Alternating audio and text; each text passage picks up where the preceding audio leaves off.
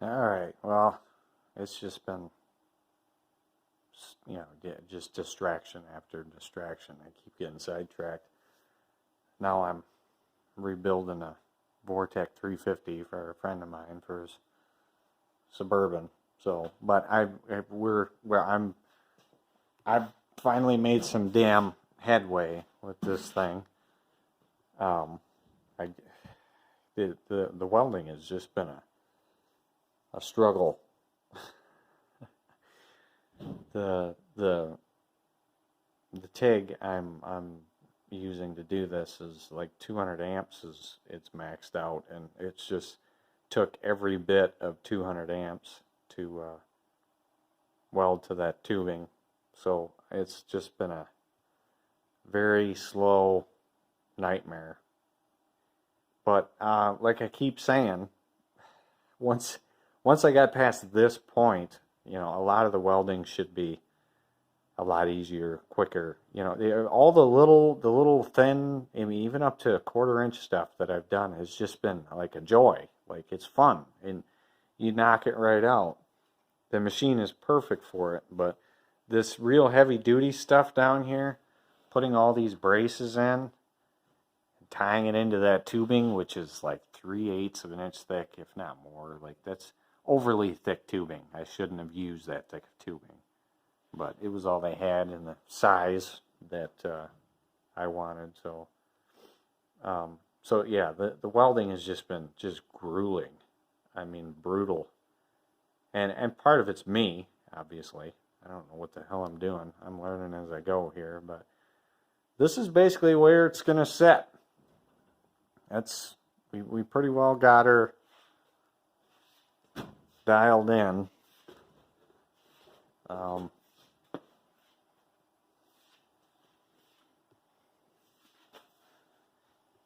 She's all hooked up into the pump. We got everything. We didn't. It was kind of a shot in the dark on stringer placement, but I mean, I did a lot of hovering the engine in here, and taking as many reference measurements as I possibly could. But the stringers wound up in a really good spot for these plates. So we cut the outside all the plates off, and we just had to notch the back up a little bit to get the back of the engine to come down. But it's pretty good. It's not far off. So, in the front, these are, I don't know if I've said, they're ICT billet plates. So, they're universal. You cut to fit, but they make them pretty square. Like these two, it's kind of nice how they do. The front plates are two separate plates, and the rear is one solid one that goes all the way across. But they make them really square.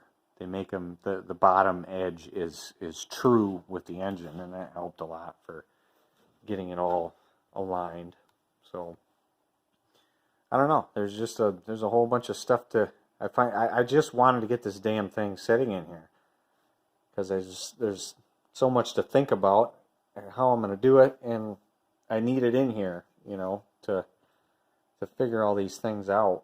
We were talking about for bilge pumps, and I want to run multiple bilge pumps in here. So we're looking down there, figuring out where to put the pumps and float switches and stuff. I know I was getting way ahead of myself, and you figure the blower is going to be back here too. We were talking about having like a, somewhere up over, having a kind of a junction block that comes off of the starter down there for power for all of these things, and like where to put how to do the alternator now. It can be attached to whatever. The engine's rigidly attached to the boat, so I've seen guys run them backwards, run them facing the other direction, for clearance purposes. But there's a few different ways that we can do that. I'm just going to get a Marine Delco 1-wire. I'm not going to get a like the newer style alternators. It's just going to be a self-sustained alternator, and then the one cable coming off it, just run it straight over to the starter. It'd be simple. So, like the exhaust, we were at first talking about trying to get these to exit above the water line off plane, sitting at the dock, but I just don't think it's going to happen. Where the water line is probably going to sit, it's usually right on the top of the bowl.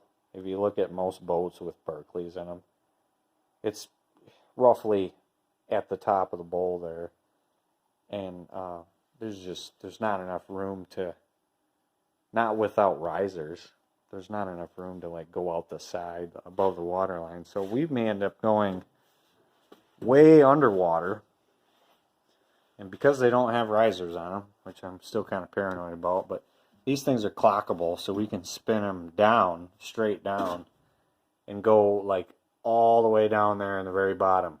And they do make like inline check valves, and I could, measuring out or getting the measurements from some of the ones I've looked at. Well, a check valve would fit in there if I just went all the way down to the very bottom, so the boat would be quiet when it was, at the dock, static, just sitting there, but it'd be a little noisy once you got up out of the water, because we're still talking about building, I don't know what you call them, pods, I think is what guys call them. We're talking about building pods off the back of this transom, because I want a swim deck anyways. They call it a swim deck, but I just want a deck off the back of the boat so I can get back up in the boat. My other boat, the blue one, sucks to try and get back in the boat. If I wasn't a, gimped up, half handicapped guy, it'd be fine, but I want a deck off the back of this boat that's like water level, right at water level. So we were talking about taking advantage of that and adding pods to the back of this boat and giving it more buoyancy in the very back of the boat. Not pods that follow the line of the hull, underneath it, that would affect the boat's handling up on plane. Like I wanted to taper them up from the bottom of the transom, up. So once the boat gets up on plane, those pods would be up and out of the water. They wouldn't affect the handling on the boat, the thrust of the jet. But I think we could get away with adding flotation back here, because it's a narrow beam. I'm still paranoid about this. Like, it's a heavy motor. It's like I've been meaning to get one of them scales that I can, go in between the cherry picker and the motor and actually totally figure it out. But it's right around 400 pounds, I think. So we got a lot of weight, and I think pods coming off the back of this, I can kill two birds with one stone. I can get my swim deck, and I can add some flotation to this thing when it's off plane. I don't know. So that's down the road again too, but and if that was the case, your exhaust is going to come out down there. It'd be coming out into the pod. So you would have at least what I figured is I would have a tube going through the whole pod and have the exit for the exhaust at the end of the pod all the way out here with, little flappers on them. And the further you get the exit away from the manifold, I think the safer I'm going to be with these things that don't have risers. I really should put risers on it, but I guess I don't really care. I'm going to try these. Like, what's the worst that can happen? I blow up a $250 4.8, and I got to put one of these other, 5-6 LS motors I got sitting around. So, I don't know. The wiring back here, it's like 8 or 9 wires to run for everything for the engine. So we were talking about building like a little cable tray, build it off of the boat that jogs over here to carry all the wiring to hook up to this. There's no reason to overthink that. Just keep it as simple as possible. And I don't know if I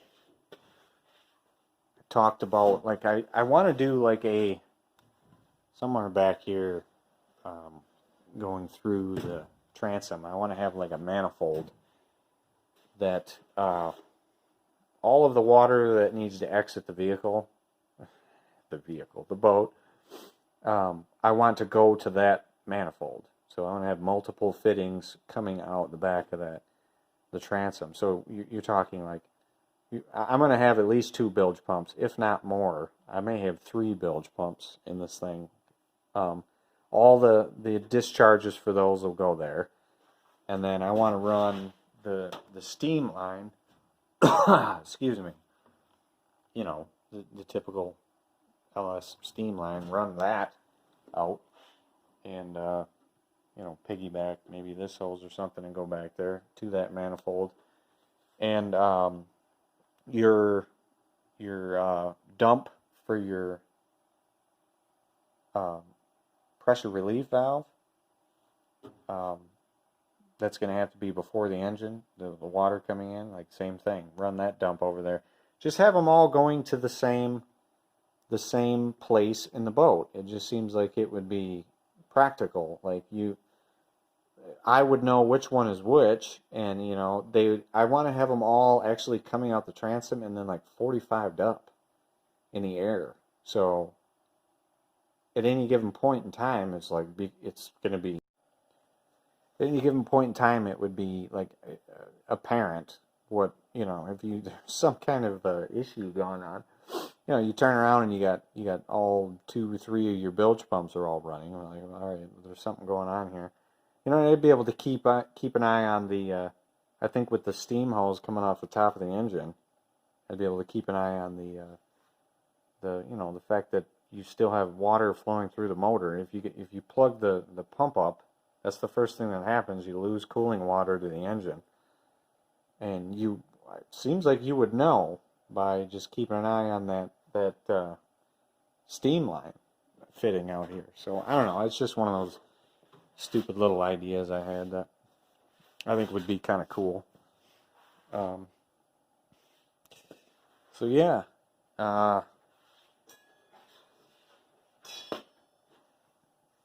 I guess, man, what else is there? There's, I'm just excited. I've had these, it's been irritating the hell out of me, having these 2 sitting in here, you know, 2 separate entities. You know, people keep coming in here like, yeah, that's what you're doing? Okay, yeah. Well, now it's clear what we're trying to do here. Maybe, I don't know. To me it is. But up in the front, we're going to use a little bit shorter. That's 6-inch tall tubing. We're going to use probably 3-inch tall tubing. We're going to follow those screw holes, basically. Just like the original floor supports were in here, and just kind of go up here and build just basically the same as we did back here. Just only 3 inches tall. You know, probably pick up the ribs going up the boat as you go. We'll have to pull strings across the you know, the top of the ribs there, so we know where the floor is supposed to sit, because it sits right on the edge of every one of those ribs. Excuse me. So that may be one of the next things that we do. Maybe. Yeah, I kind of preemptively put the engine in here. Like, it doesn't, I have some stuff that I really should be doing before that's in there, but I kind of needed a motivator, I guess, to continue wasting my time with this.